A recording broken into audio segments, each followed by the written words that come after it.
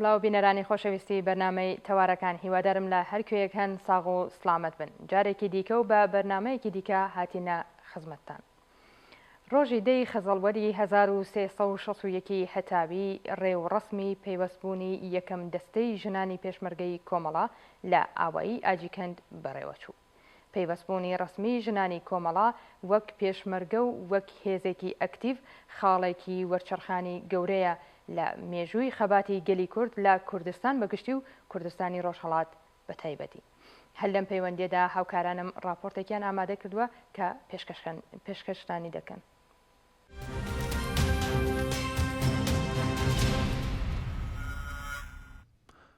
ڕۆڵی ژنانی کورد لە خەباتی گەلی کورددا لە پیاوان کەمتر نەبووە، بە تایبەت کە قورسایی ڕەنجکێشانی خێزانداری و قوربانیدان لەسەر شانی ژناندا زۆرتر بووە، چونکە ژنان بەشێکی گرنگی کۆمەڵگەن و بەم هۆیەوە دەکەونە بەر شەپۆلەکانی ژیانەوە و هاوشێوەی پیاوان تووشی هەمان خۆشی و ناخۆشی و سەرکەوتن و شکستانی ژیان دەبنەوە. بەواتایکی تر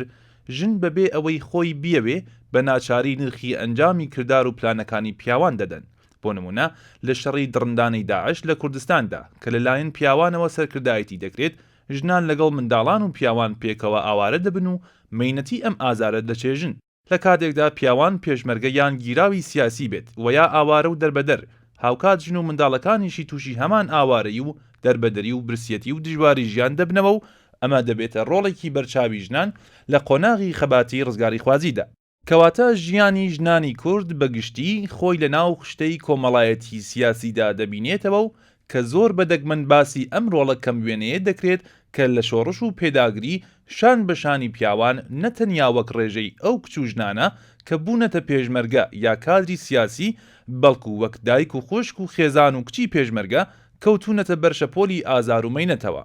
شۆڕش و خەبات و خۆراگری گەلی کورد پتر لە 120 ساڵی خایاندووە و هەر لە شۆڕشی شێخ عوبەیدوڵڵای نەهری لە ساڵی 1881 تا بە ئەمڕۆ درێژەی کێشاوە و بە درێژایی ئەم سەدە لە خەبات کچان و ژنانی کوردستان هەڵگرتنی باری ئازار و مەینەتەکانی ژیانیان لە ئەستۆ بووە. ئاشکرایە کەلومەرجی کۆمەڵایەتی و ئاستی وشیاری و ڕووناکبیری کۆمەلگای کوردستان بەهۆی نەریتی کۆنەوە زۆر ڕێگەی بەربڵاوی بە ژنان نەداوە کە بکەونە خەباتی سیاسی و جەماوەریەوە، بەڵام ژنان بە بەرزکردنەوەی دەنگی خۆیان و هاتنە مەیدانی خەباتەوە ئەو بربەستەیان تێکدا و هەر یەکە لە پلەیەکی بەرچاودا تواناییەکانی خۆیانیان خستە بەرچاو و هەنگاوەکانیان بۆ گەشتن بە ڕزگاری هەڵهێنا و هەنووکە لە بوارە جیاجیەکاندا بەرە و پێشکەوتنی زۆرتر بۆ گەلەکەیان ڕێگا دەبڕن. بینەرانی خۆشەویست، هەروەک نەریتی بەرنمەکانمان ئەمجار لە بەرنامەی ئەمجارێشمانە میوانداری بەڕێز ناهید بەهمەنی ئەندامی دەفتەری سیاسی کۆمەڵەمان کردووە و چەند پرسیارێکی ئاراستە دەکەین. وەک یەکەم پرسیار، بیرۆکەی بەشداری ژنان لە بزوتنەوەی شۆڕژگێرانەی گەلی کورد بە شێوەیەکی چەکدارانە لەلایەن کۆمەڵەوە بۆ کام هۆکارانە دەگەڕێتەوە؟ وێڕای سڵاو بۆ ئێوە خۆتان و بۆ هەموو بینەرانی ڕۆژهەڵات تیڤی. ئەبێ بڵێم کە یەکەمین هۆکاری سەرەکی بوونی ڕێژەیەکی زۆر لە ژنانی خەباتکار و شۆڕژگێر بوو کە بەرهەمی شۆڕشی سەراسەری گەلانی ئێران بوو لە ساڵی 1350 هەتاوی و بەگشتی شۆڕش بە بارودۆخێکی خولقاندە بوو وەکو هەموو شۆڕشەکانی دنیا کە چین و توێژەکان بە تایبەتەوە چین و توێژانەی کە دەورێکیان لە دەسەڵات و لە خۆنەواندندا نییە و سەرکوت کراون دەڕەخسێنێ و شرایط فراهەم دەکا بۆی بانگیان بگاتە دنیا وەلانی کەم لە کۆمەڵگا حەسێبیان لەسەر بکرێ. ژنان لە ئێران لە ڕادەی ئەو چین و توێژانەدا بوون و شۆڕشی 1350 هەتاوی بە حەق بە بەرینی هەموو کوردستان بە تایبەت کوردستانی ڕۆژهەڵات و هەروەها هەموو ئێران ژنی هێنایە سەر مەیدانی سیاست و گۆڕەپانی کار و چالاکی سیاسی. ئەمە یەکەمین هۆ بوو. شۆڕشکە لە ئێران خولقا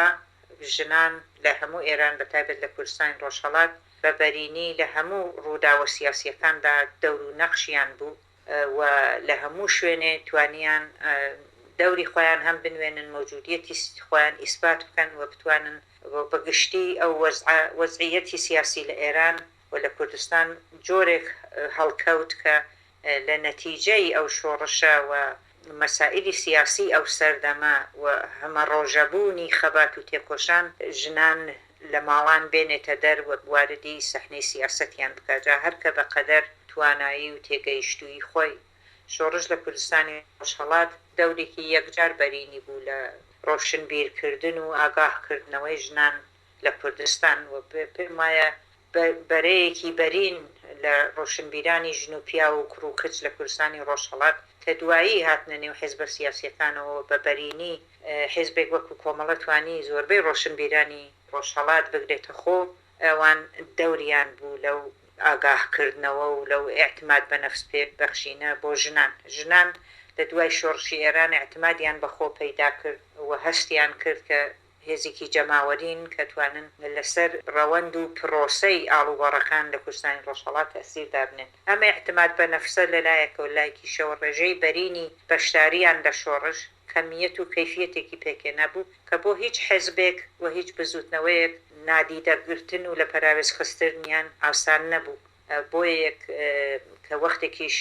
شەرایەتی کوردستان استبدادێکی سەراسەری دای بۆشا و هەموو ئازادی خوازان لەوانە ژنانی سربزێ و ئازاد نەیانتوانی لەوێ بژین و جارێکی دیکە بچنەوە ژێر سێبەری استبداد ڕۆیان کردە حیزبە سیاسیەکان جەماعەتێکی زۆر بەرینیش لە ژنانی کوردستانی ڕۆژهەڵات هاتنە نێو کۆمەڵەوە و دەور و نەخشیان بوو لە هەموو کارەکاندا جا پێش خەباتی چەکداری ئەوان دەستێکیان بوو لە کارەکانی و چالاکیەکانی سیاسی وەکو ئیشارەم پێدا لە کوردستانی ڕۆژهەڵات لەوانە بزوتنە جەماوەریەکان لە بزوتنەوەی مەعەلیمان کرێکاران ژنان لاوان ڕووناکبیران لە ڕۆژنامە نگاری لە تەزاوراتی سەر شەقام لە زیندانەکان لە ڕووداوە مێژوویەکان وەکو کۆچی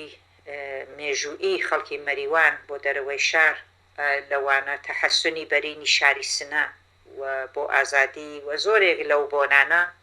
ئەوان دەور و نەخشیان بوو بۆیە خودی ئەوانە لە عینی حاڵدا کە ژنی کێشا بووە نێوکاری سیاسی پرۆسەیەک بوو لە پەروەردە و فێرکردن و بارهێنان بۆ سیاسەتی دواڕۆژیش هەر بۆیش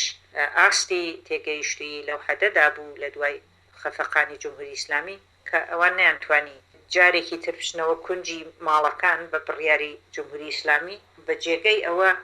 ڕووکردن لە حیزبەکانیان لە کوردستان هەڵبژارد و هاتنە ڕێزی حیزبە سیاسیەکان و نێهادە مەدەنیەکان و هەتا ئێستاش خەباتی خۆیان ئیدامە داوە لە بواری جۆر بە جۆردا. گرنگترین ڕووداوێک کە خەریکە ڕوودەدات ئەوەیە کە ئیتر ژنان بەپێی ئەوەی کە فەرهەنگ یان چارەنووس بۆیانی دیاری کردووە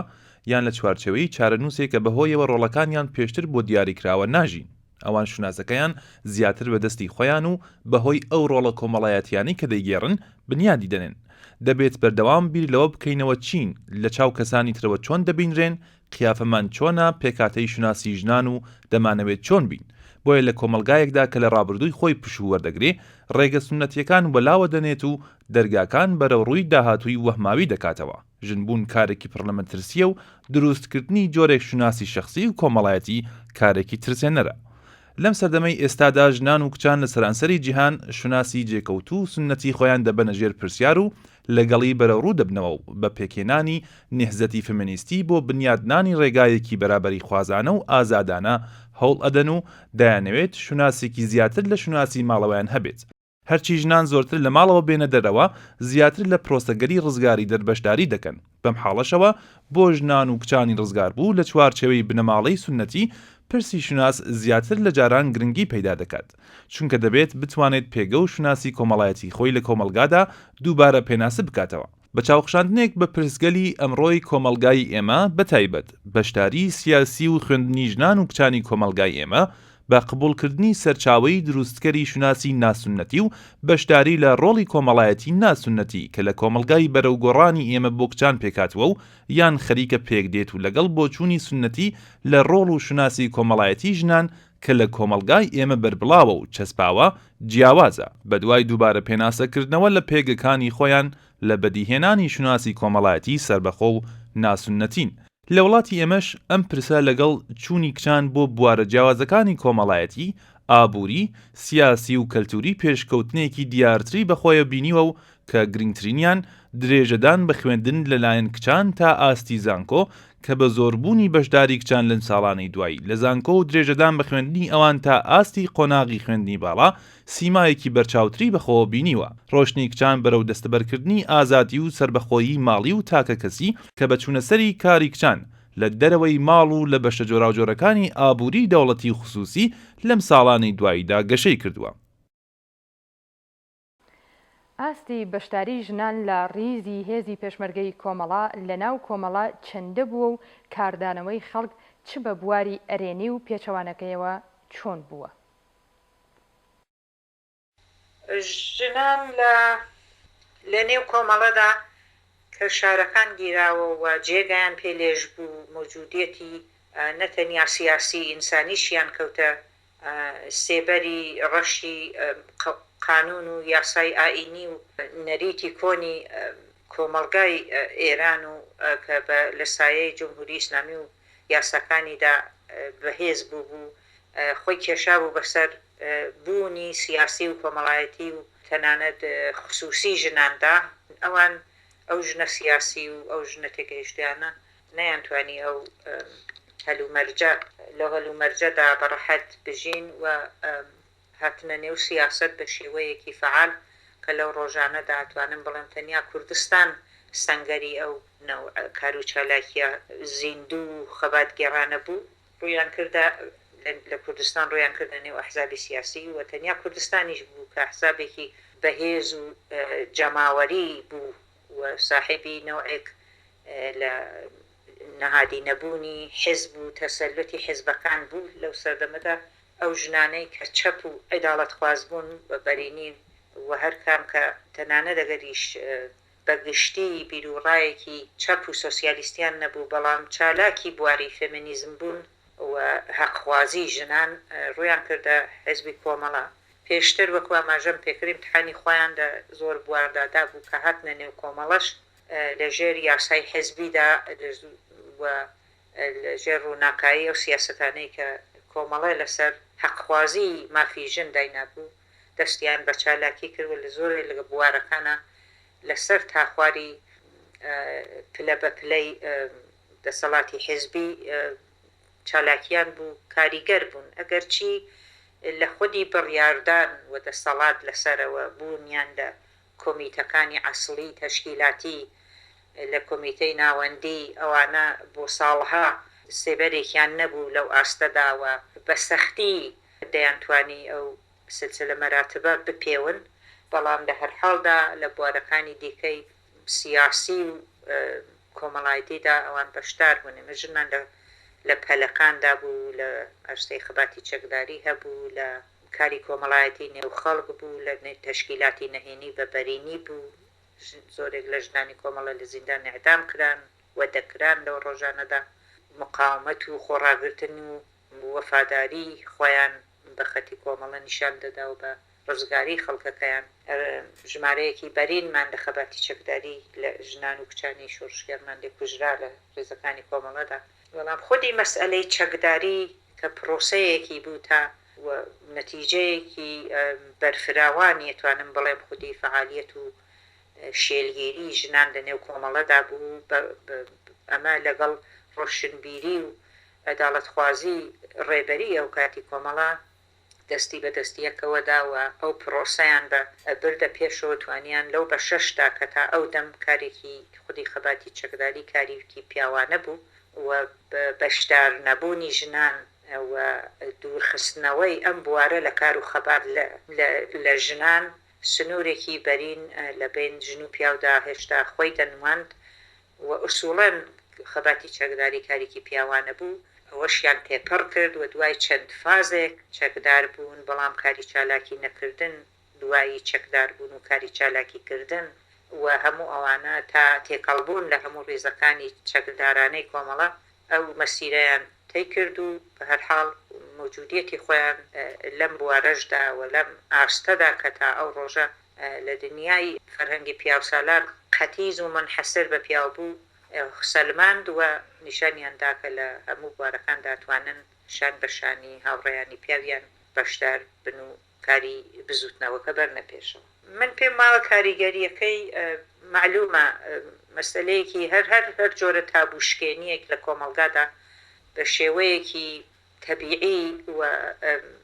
ئاسایی کە لە مقابل عێدەیەک نەریت پەرست و ئەوانەی کە بیری تەسکیان هەیە لە کۆمەڵگادا چ لە جوان چ لە پیر لە توێژە جۆر بە جۆرەکان لەگەڵ مقاومەتی ئەوان ڕوبەڕوو دەبێتەوە چەکداربوونی خودی ژنانیش هەم لە نێو پیاوانی خودی حێزبەکەمان و هەم لە دەرەوە لەگەڵ مقاومەتێک کەموبێش و ڕاوەستانێک کە هیچ دەلیلێکی خاصی بۆ نەبوو غەیری ئەوە نەبێت کە گۆیا لە نێو حێزبدا مەسەلەوە بوو لە ڕادەکانی خوارەوەی حێزبی و لە نێو پێشمەرگەدا کە ئەمە کۆمەلگا قبولی ناکە زۆر زووە و ئەم ئاستا هێشتا ناتوانێت بەهانەهای جۆر بەجۆر کە گویا ژن لەباری فیزیکیەوە تەنانەت ناتوانێت ئەم ڕێگا بپێوە ئەوانە مقاومەتی لە مقابلدا دەکرێت لە دەرەوەش هەروەها لە نێو چین و توێژە جۆر بە جۆرەکانی نێو کۆمەڵە لە شێخ و مەلا و خەڵکی بەتەمەنی شوێنە جۆر بە جۆرەکانی کوردستانەوە بگرە تا تەنانەت ئەحزابێک و یا دەستەجاتێ یا گروهایەکە لە جۆرێک لە جۆرەکان مخالیفی کۆمەڵە بوون ئەمەیان نەکردە بیانوویەک بۆ چەواشەکاری و بۆ ترساندنی خەڵک لە بوونی ژنان لە ڕێزەکانی چەکدارانەدا و وەکو هەمیشە ڕنگ و سێبەرێک لە ناموسپەرستی و بە هەر حاڵ گۆیا لە نێو خۆیاندا لە نێو گیومەدا حرمەت شەکەنی و نەجابەتی ژن دەباتە ژێر پرسیارەوە بەڵام بەخۆشیەوە ڕۆشنبیری و یەکسانی خوازی کۆمەڵە دوتوانی جوابی هەموو ئەوانە باتەوە هەم لە زێهندا و هەم لە عەمەڵدا و ژنانی کۆمەڵە زۆر سەریع و بە خێرایی توانیان ئەو بوارانە تێی بکەن و جوابی هەموو ئەو نەیارانە بە مەسئلەی چەکداربوونی ژن بدەنەوە لەباری لە نێو خەڵکدا لەوە بگەڕێتەوە خەڵک بەگشتی زۆریان پێخۆش و بە تایبەت ژنانی شار و گوندەکانی کوردستان نەوعێک شانازی و ئێعتماد بەخۆیان بە سیمای ژنی چەکدارەوە دەدی و بەردەوام پێیان وابوو پاڵپشتێکن بۆ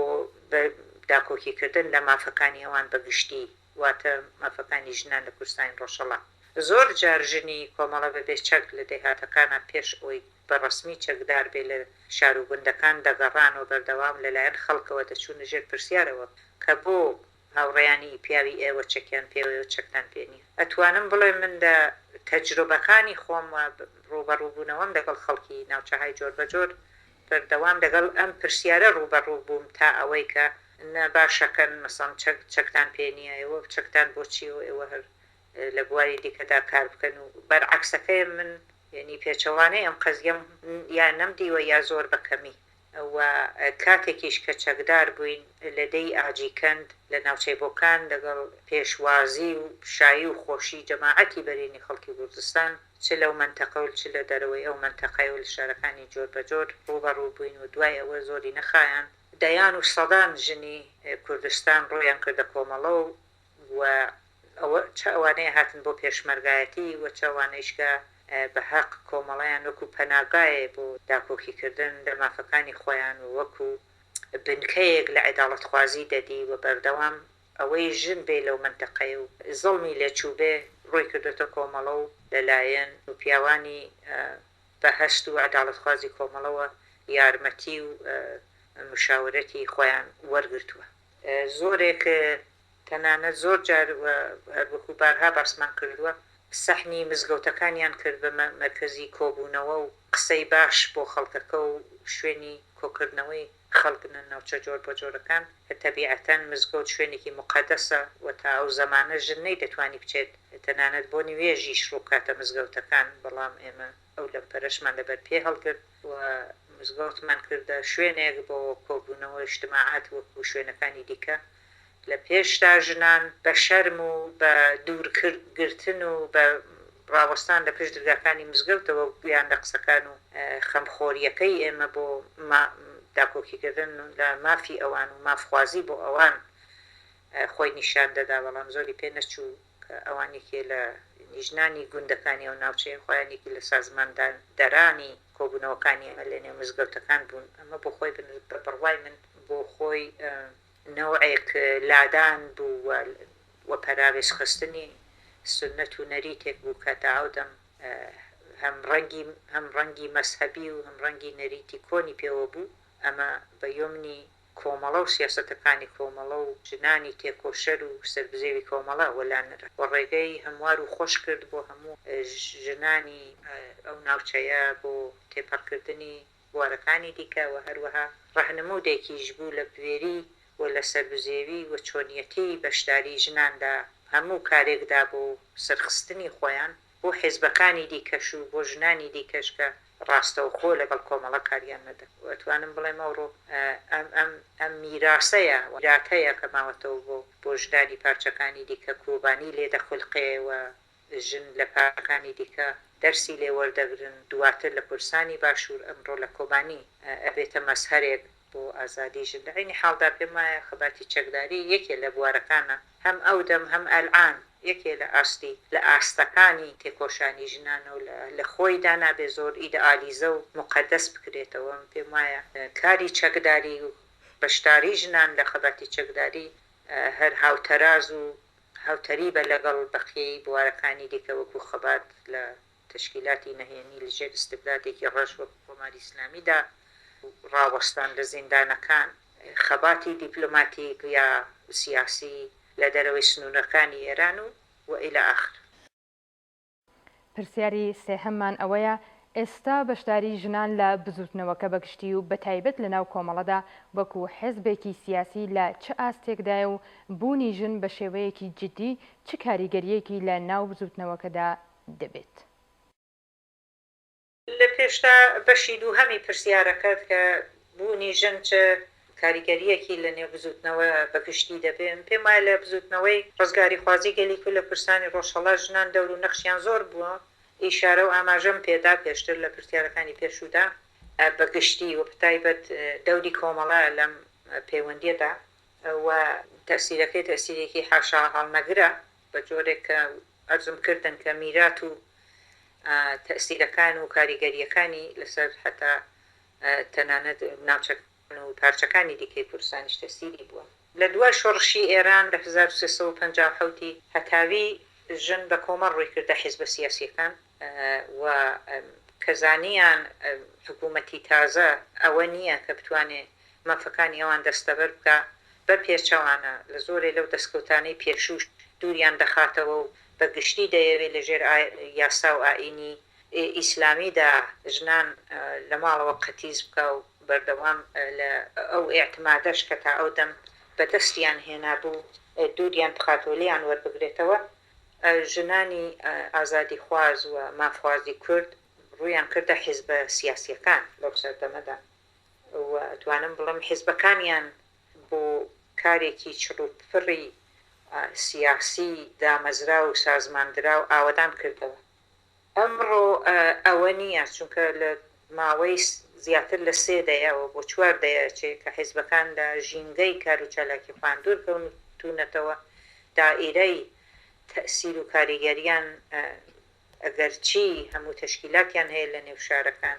پەیوەندی معنەوی و حیزبانە بەردەوام بە تایبەت حیزبێک وەکو کۆمەڵە لەگەڵ خەڵکەکەی خۆی نەپستاوە نەپچراوە و تەسیراتی بەنەوەیەک حتا زیاتر بووە تەسیری معنەویەکە ئەگەرچی فیزیکەن چالاکەکانی و هەسوڕاوانی کۆمەڵە لە نێو ئێران و لە کوردستانی ئێران نین بەڵام بەگشتی ئەرزیابی من ئەوەیە کە ڕووکردن لە حیزبەکان شەپۆل و سەیرەکەی زۆر کەمترە لەوەی جاران چونکە ئوسوڵان کاری زیندوو و ڕۆژمەڕە لەلایەن حیزبەکانەوە لە محیط و ژینگەی ژیانی سیاسی و کۆمەڵایەتی خەڵکدا خۆی زۆر نانوێنێ ئەگەرچی وتم کاریگەری معنەویەکەی هەر بەردەوامە بۆیە ئەمە لەلایەکە وجودی ئیستبدادێکی ڕەش لە منتەقەدا وەکو کۆماری ئیسلامی کە دایرەی هەڵپڵۆسین و سەرکوتکردنەکەی تەواوی سنوورەکانی ئێرانیشی بەزاندووە و داڵدەدەری تێروریزمە لە دنیادا بێترس و بێمەهابا دەکوژێ و دەبڕێ زیندانەکانی پڕە لە زیندانی سیاسی بە تایبەت لە کوردستان لە زیاتر لە هەموو ناوچەکانی دیکە ئیعدام و لە سێدارەدان هەر بەردەوامە ترس و سایەی و سێبەری ئەم نەوعە لە خۆفێکە لە کۆماری ئیسلامی هەیە لە دڵ هەموواندا ئەمەش بۆ خۆی هۆیەکی دیکەیە کە بەگشتی و هەروەها بەگشتی ئەوە بڵێم کە ژنانی دوور خستوتەوە لە هاتنی ڕاستەوخۆ بۆ نێو حێزبەکان و ژیانی پێشمەرگایەتی و دوور لە وڵاتی خۆیان هەڵببژێرن. ئەمە ئەتوانێت زاهیرەن هەروە بە ڕواڵەت بە شتێکی نەرێنی بدرێتە قەڵم، بەڵام لەلایەکی دیکەوە ئێمە شاهدی ئەوەین کە ڕادەیەکی بەرین لە ژنانی ڕۆژهەڵاتی کوردستان لە بوارەکانی دیکەدا جملە لەوانە خەباتی جەماوەری شێوەهای تازە و نوێ لە نەوەی کاری مەدەنی لە شارەکانی کوردستان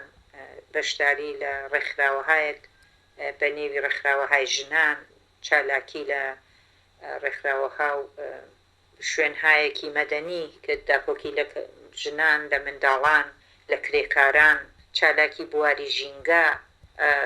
و ڕاستەوخۆ لە بەشداریان لە بەعزە ڕێکخراوەهایە کە کاری مەدەنی ڕسمی دەکەن و بەگشتی لە NGO-ەکان ئەمە جێگەی خۆی داوە بەوەی کارێکی ڕاستەوخۆی حێزبی بکەن. پێم وایە بەرهەم و کاریگەری ئەم نەوعە لە خەباتە هەمووی دەڕژێتە قەترە قەترە کۆ دەبێتەوە، دەڕژێتە ڕۆخانەی ئازادی بەگشتی لە کوردستانی ڕۆژهەڵات و هەرکام لەوانە بۆشایی یەک پڕ دەکەنەوە. قۆبارهێنان و فێربوونێکی تێدایە کاری NGO و کاری مەدەنی کە تەنها بە بڕوای من تەنیا ڕێگایەکە بۆ خەبات و تەسیردانان و کاریگەربوون لە کۆمەڵگایەکی ئەستێبداد زەدەدا و ژنانی ئێمە ڕێگایەکی باشیان هەڵبژاردووە لەو بارەدا. ڕۆژێک لەسەر شەقا من بۆ ئازادی و بۆ داپۆکی لە مافی خۆیان، ڕۆژێکتر عەلەیهی سیاسەتەکانی دژ بە سیاسەتەکانی ڕژیم لە هەموو بوارێکدا دێنە مەیدان، ڕۆژێکی دیکە و پیا و جلیژن لەبەر دەکا بە ئێعتراز بە بێحورمەتیە کە نسبەت بە ژن هەیە لەو کۆمەڵگایەدا. لە شوێنێکی دیکە هەموو قەفەسەکانی ڕاگرتنی حیوانات دەشکێنن و تاپڕەکانیان دوور دەخەنەوە بۆی لە ژینگە پارێزی و لە ڕازاندنەوەی ژینگەیەکی جوان بۆ کوردستان داکۆکی بکەن و هەتا دوایی. ئەمانە هەموو مەجموعەیەکە لە کاری ڕۆشنبیری و کاریگەر کە ئاستی ڕۆشنبیری و ئینسان دۆستی و عەداڵەتخوازی بەگشتی لە کۆمەڵگای کوردستان دەباتە سەرێ و هەروەها کەسایەتی و شەخسیەتهایەک باردێنێ کە لە داهاتووی ئازادی کوردستاندا هەرکام دەتوانن لە بوارێکدا بگەشێنەوە و بەشێک لە ئیدارەی بەڕێوەبردنی ئومور لە کوردستانی ڕۆژهەڵاتیان بێبسپێت. قەی ناکا لە جەنبەیەکەوە ڕووکردنە حیزبەکان مەسەڵ لەلایەنەوانەوە زۆر بەرین نییە وەک جاری جاران، بەڵام ڕێژەی تێگەیشتووییان، تەحسیلاتیان، بەشداریان لە کاری مەدەنی و خەباتکارانە بە شێوەیەکی شارستانیتی و هەزار بواری دیکەیان ئەوڕۆ بەهێزتر کردووە و لەو بوارەدا بوونەتە پسپۆڕ کە من پێم وایە بۆ دنیای ئیمڕۆ ڕەنگە تەنانەت ئەوانە کاریگەری زۆرتریان بێ. لە عینی حاڵدا هەر کام لەمانە بە شێوەیەکی نەهێنی و معنەوی ارتباط و پەیوەندیان لەگەڵ حیزبەکانی خۆیان هەیە. مەرجنیە چونکە لە نێو شارەکان دەژین، نامۆ بن نسبەت بە سیاسەتی حیزبی کۆمەڵا و یا ئەحزابی تر و دوورە پەرێز بن لە تەحەزب. تەنها ئیستبداد وای کردووە کە ئەوان بە بەرینی ڕوونەکەنە حیزبەکان. پێم وایە لە چکۆلەترین کردنەوەی دەرگای ئازادی و خۆنەواندنێ لە داهاتووی کوردستان بە سەدان و هەزاران ژنی شۆڕژگێڕ تێگەیشت و تەحسیل کردە مەدەنی ڕوو دەکەنە حیزبەکانی کوردستان و ئێمە ئەتوانین لە وجودیان بەهرە بەرین لە نێو بەتایبەت لە نێو حیزبی خۆمان. مافی تاک بۆ بەشداربوون لە بواری سیاسەتدا یەکێکە لە شێوازە گرنگەکانی تەبعیەت لە دیموکراسی و بەرجەستەبوونی بەشداری هاوڵاتیە بەژن و پیاوەوە لە تێکڕای ئەو مەسەلانەی کە مۆرکی گشتی هەیە. بەشداریکردن لە سیاسەت لە ماوەیەکی دوور و درێژ لە فەرهەنگی سیاسیدا لە چوارچێوەی بەشداریکردن لە دەنگداندا بوو، ئەم مافەش بەتەنیا بۆ پیاوان ڕەوا بوو. بەڵام لەگەڵ ژیانی سیاسی هاوچەرخ و پرۆسەی مۆدێرنیزم و سەرهەڵدانی چەمکی حزبی سیاسی و زیادبوونی ڕۆڵی ڕێکخراوە و بزوتنەوە کۆمەڵایەتیەکان پێداچوونەوەیەک لە چەمکی بەشداریکردن لە سیاسەتدا کرا. بەڵام هەر ئەم پرسە بەنسبەت ژنەوە لە بڕێک لە کۆمەڵگاکاندا و بەتایبەت لەوانەی کە دەسەڵاتی ئاینی وەک دەسەڵاتی کۆماری ئیسلامی بە شێوەیەکی پێچەوانە بوو بە هۆکاری جۆراوجۆر وەک بەهێزبوونی ئاین، دواکەوتووی کەلتور، سیستمی پیا و سالاری و قۆرخکردنی بواری گشتی لەلایەن پیاوانەوە و هەروەها هۆکارگەلێک وەک دابەشکردنی سونەتی ئەرکەکانی ژن و پیاو کە ژن ئەرکی کاروباری نێوماڵ و گەورەکردنی منداڵی پێدەست پێدرێ و ئەرکە گرنگەکانی نێو کۆمەڵگەش بۆ پیا و تەرخان دەکرێت و هەروەها بەکارهێنانی خوێندنەوەی کۆن و محافیزەکارانی ئاینی کە مەشروعیەت بەو بیرۆکە دەبەخشێت. ئەم هۆکارانە و چەندین هۆکاری دیکە بەردەوام ڕێگر بوون لەوەی کە ژن بەو جۆرەکە ئەبێت لە سیستم و بەڕێوەبەری سیاسیدا بەشدار بێت. لە کۆماری ئیسلامیشدا سیستەمی سیاسی لەسەر بنەمای جیاوازی ڕاگەزی دامەزراوە. هەر ئەمەش بووە بەهۆی ئەوەی کە میکانیزمێک ساز بێت کە ئاستی هەڵاواردن بە پشتبەستن بە یاسای پیا و سالارانەوە لە کۆمەلگای ئێران بەرز و بەرزتر بێتەوە. بەڵام گۆڕانکاریەکانی ئەم ساڵانی ڕابردوو لە کۆمەلگای ئێران و بەتایبەت بەرزبوونەوەی ئاستی خوێندەواری ژنان لە بوارە جۆراوجۆرەکاندا خواستی ژنانی بۆ بەشداریکردن لە سیاست بەرز کردەوە و هەر ئەمەش بووە بەهۆی ئەوەی کە دەسەڵاتی پیا و سالاری کۆماری ئیسلامی لەگەڵ کێشە بەرەوڕوو بێتەوە.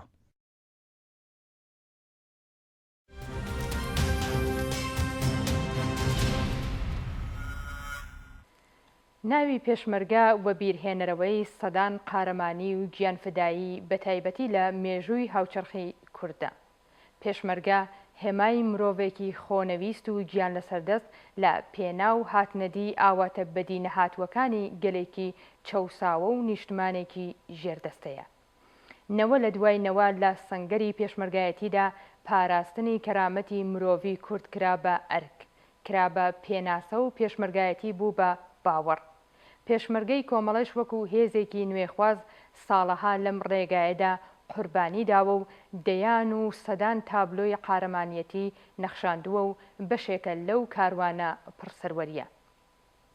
سونەتەکانی پێشمەرگەی کۆمەڵە و شێوازی هەڵسوکەوتیان لە ناو جەماوەردا کاراکترێکی تەواو جیاوازی پێبەخشی بوون و پێناسەی چوەک و پێشمەرگە و چوەک مرۆڤێکی خوازیاری گۆڕانکاری سەردەمیانە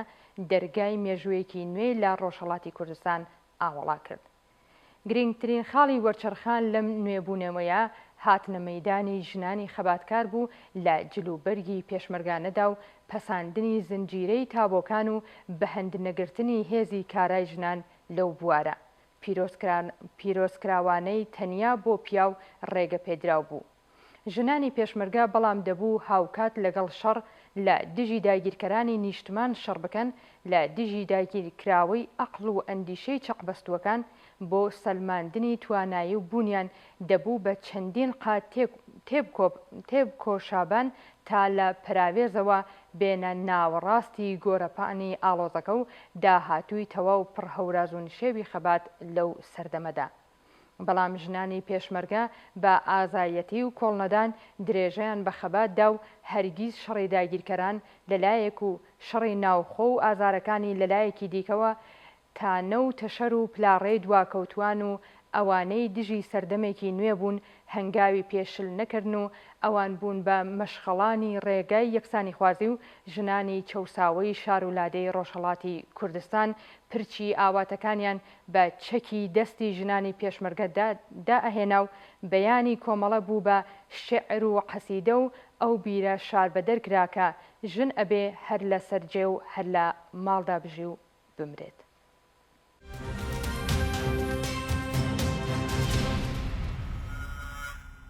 بەڵێ خۆشەویستان هاتینە کۆتایی بەرنامەی ئەم جارشمان تا بەرنمەیەکی دیکە و تەوەرێکی دیکە هەر بژین بە شادی و خۆشی و ماڵاوە.